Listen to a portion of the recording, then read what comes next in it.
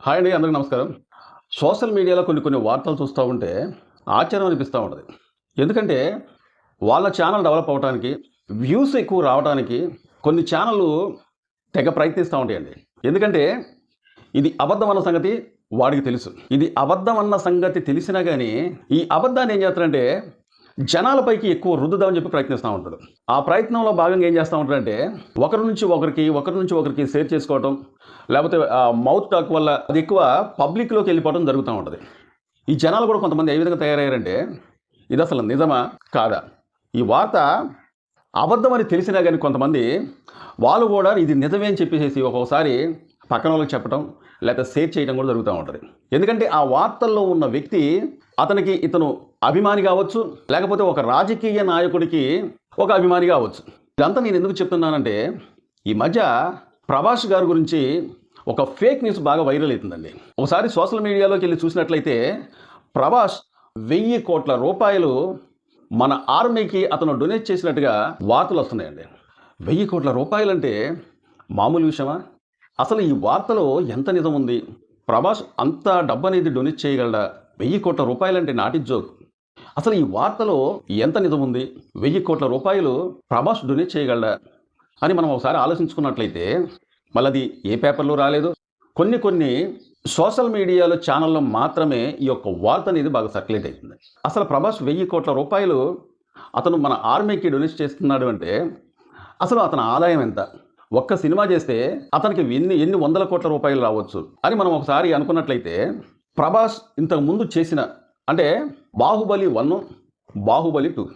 బాహుబలి 1కు ముందు ఒక సినిమాకి అతను ఎక్కువ పెద్దగా తీసుకునేవాడు కాదు.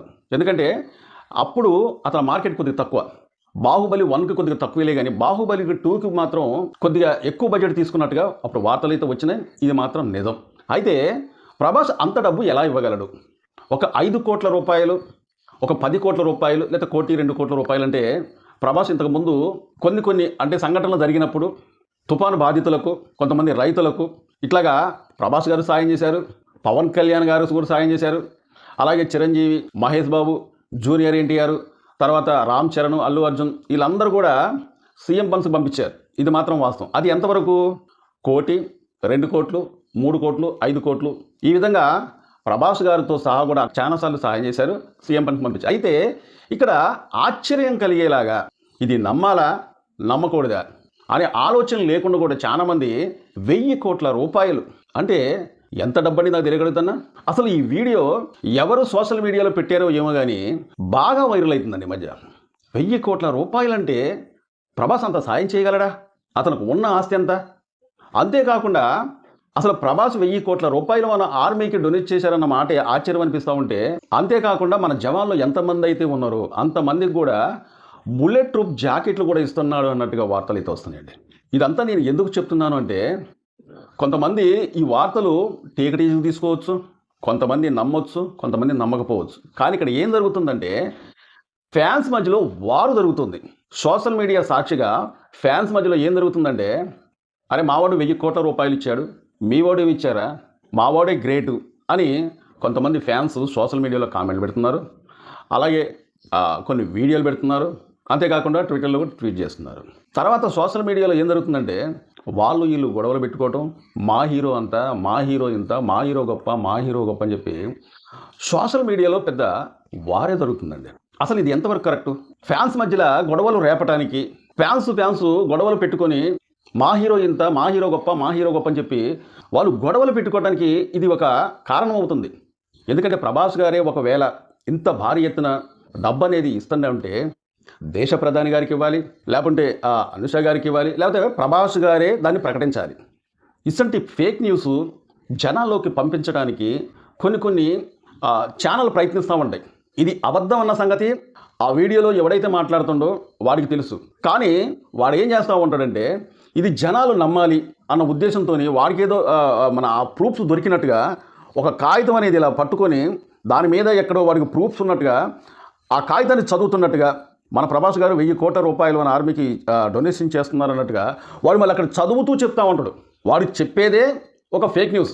కానీ ఇక్కడ ఏం జరుగుతుందంటే జనాలు నమ్మాలి, ఈ వార్త ఎక్కువ వైరల్ కావాలి, సర్క్యులేట్ కావాలి, ఒకరి నుంచి ఒకరు షేర్ చేసుకోవాలని చెప్పి అబద్ధాన్ని కూడా వాడు నిజమన్నట్టుగా చూసే జనాలను నమ్మిద్దామని చెప్పి ప్రయత్నిస్తూ ఉంటాడు.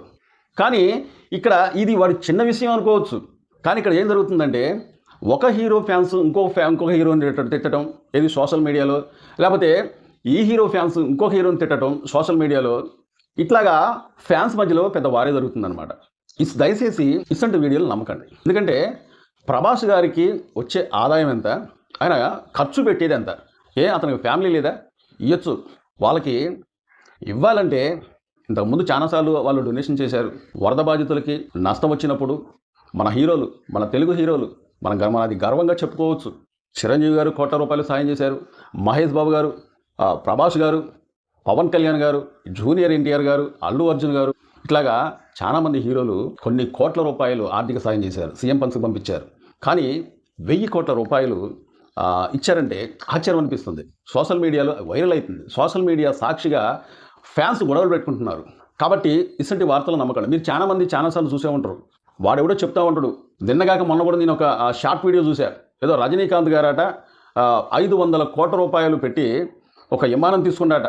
దానివల్ల అతను తాగే వాటర్ బాటిల్ ₹10,000 అసలు నాకు తెలియగలుగుతున్నా, రజనీకాంత్ గారు ఒకవేళ ₹500 కోట్ల పెట్టి విమానం తీసుకుంది అనుకోండి, ఏ మీడియా ఛానల్లో రాని వార్త వీడికి ఎలా వచ్చింది? ఎన్నో సోషల్ మీడియాలో ఉన్నాయి, లక్షల కొద్ది సోషల్ మీడియాలో ఉన్నాయి. తెలుగు, హిందీ, ఇంగ్లీష్, మలయాళం, ఇట్లాగా అన్ని రకాల అన్ని భాషల సోషల్ మీడియాలో ఛానల్స్ ఉన్నాయి. మరి వాళ్ళందరికీ తెలియంది వీడికి మాత్రం ఎలా తెలుస్తుంది? ఒకవేళ రజనీకాంత్ గారు ₹10,000 పెట్టి ఒక బాటిల్ తీసుకుంటాం అనుకోండి, ఇది ఖాళీ బాటిల్ అట, వాటర్ బాటిల్, దానికి ఖరీదే ₹10,000 అట. వాడు చెప్తున్నాడు, నాకు ఆశ్చర్యం అనిపించింది. ఒకవేళ తీసుకున్నాడు అనుకోండి, తీసుకోవచ్చు కూడా అనుకోండి. అయితే ఆ వాటర్ బాటిల్ కొనేటప్పుడు ఈ చెప్పేటోడు రజనీకాంత్ గారు పక్కనే ఉన్నాడా? లేకపోతే రజనీకాంత్ గారు తీసుకున్న తర్వాత వీడికి ఫోన్ చేసామని చెప్పిండా? లేకపోతే ఆ బిల్లు ఏమన్నా చూపెట్టమని చెప్పండి. అది ఏం ఉండదు. రజనీకాంత్ ₹500 కోట్ల పెట్టి విమానం తీసుకున్నాడు. రజనీకాంత్ గారు తీసుకోవచ్చు, మరి వీడికెందుకు? వీడేమో చూసిండా? ఆ వార్త నిజమైతే చెప్పుకోవచ్చు. ఇలాంటి వార్తలు సోషల్ మీడియాలో వస్తూ ఉంటాయి. కనీసం అసంటి వార్త అని ఒకవేళ మనకు థంబ్నెయిల్లో కానొచ్చింది అనుకోండి, అసలు ఆ వీడియోని ఓపెన్ చేయకుండా మానేస్తే ఇలాంటి గొడవలు అయితే ఉండవు. అయితే ఇలాంటి వార్తలు చాలా వీడియోలు వచ్చినాయి మన తెలుగు హీరోల మీద. ఒక హీరో ₹200 కోట్ల పెట్టి ఒక ప్రజల కోసం ఒక హాస్పిటల్ కట్టించిండు అని వెంటనే ఇలాంటి వార్తలు వచ్చినప్పుడు ఇంకోటి ఏం చేస్తారంటే, ఆ హీరో ఒకవేళ ₹200 కోట్ల పెట్టి ఒక హాస్పిటల్ కట్టించిండు అని చెప్పేసి ఒకవేళ ఒక ఛానల్లో ఒక వార్త వచ్చిందనుకోండి, ఒక వీడియో వచ్చిందనుకోండి, ఈ హీరో ₹500 కోట్ల పెట్టి హాస్పిటల్ కట్టించిండు ప్రజల కోసం. ఇది మళ్ళీ వేరే ఛానల్ ఎక్కడ రాదు. ఇక్కడ ఏమవుతుందంటే, గాఢంగా కొంతమంది వీళ్ళని అభిమానించే ఫ్యాన్స్ ఏం చేస్తూ ఉంటారంటే, మా హీరో గొప్ప, మా హీరో గొప్ప అని చెప్పి అభిమానుల మధ్యలో చిచ్చు పెడుతున్నారు, గొడవలు పెడుతున్నారు. కామెంట్ల ద్వారాగా కొంతమంది శృతి మించిన కామెంట్లు పెట్టుకోవడానికి ఇలాంటి వీడియోలు కారణమవుతూ ఉంటాయి అన్నమాట. ఆ తమిళం చూసినప్పుడే మీకు అర్థమైపోయింది. ఏ పేపర్లో, న్యూస్ పేపర్లో రాని వార్త, ఏ మీడియా ఛానల్లో రాని వార్త ఇలాంటి సోషల్ మీడియాలో కొన్ని ఛానల్స్ ప్రచారం చేస్తూ ఉంటే ఆ తమిళం చూసినప్పుడే అసలు ఆ వీడియో కానీ అసలు వీడియోలు కానీ ఓపెన్ చేయకుండా మనం వేరే వీడియోలోకి వెళ్ళిపోతున్నట్లయితే వాడు ఇలాంటి వీడియోలు జనాలు నమ్మట్లేదని చెప్పి వాడు రెండోసారి ఇలాంటి వీడియోలు చేయకుండా ఆగిపోతాడు అనమాట. మనం చూస్తున్న కొద్దీ ఇలాంటి ఫేక్ న్యూస్ చాలామంది చూస్తున్న ఉద్దేశంతోనే వాడు మళ్ళీ చేయడానికి ప్రయత్నిస్తూ ఉంటాడు. కాబట్టి ఏ ఫ్యాన్స్ అయినా కానీ ఇలాంటి ఫేక్ న్యూస్ అనేది నమ్మొద్దు. మన తెలుగు హీరోలు మంచితనం, మానవత్వం కలిగిన వాళ్ళు, ఎన్నో విపత్తులు వచ్చినప్పుడు, తుఫాన్లు వచ్చినప్పుడు, వరదలు వచ్చినప్పుడు ఇలాగ ఎన్నో విధాలుగా సాయం చేసిన వాళ్ళు మన తెలుగు హీరోలు అందరూ కూడా మానవత్వం, మంచితనం, మంచి గుణం కలిగిన వాళ్ళే. ఇక్కడ పాయింట్ ఏంటంటే, ఏ హీరో గొప్ప అన్నది కాదు. మన తెలుగు హీరోలు అందరూ కూడా వాళ్లకు తోచినంత ₹1,00,00,000 ఆర్థిక సాయంగా ఎన్నో విధాలుగా ఆదుకున్న వాళ్ళే. ఫ్యాన్స్ మధ్య ఇలాంటి వీడియోలు గొడవలు పెట్టడానికి కారణమవుతున్నాయి. కాబట్టే ఇలాంటి ఫేక్ న్యూస్ని నమ్మొద్దని చెప్పి కోరుకుంటూ సెలవు తీసుకుంటుంది. చాలామంది మా వీడియో చూస్తున్నారు కానీ సబ్స్క్రైబ్ చేసుకోకుండా చూస్తున్నారంటే, దయచేసి మీరు మమ్మల్ని సబ్స్క్రైబ్ చేసుకుంటే మమ్మల్ని ఎంకరేజ్ చేసేందుగా ఈ వీడియోపై ఒక లైక్ చేయండి. మీ అమూల్యమైన కామెంట్ తెలుపుతారని చెప్పి కోరుకుంటూ, మా వీడియో నచ్చితే సబ్స్క్రైబ్ చేసుకోండి. మరో మంచి వీడియోతో మళ్ళీ మేము ముందుకు వస్తా. Thank you.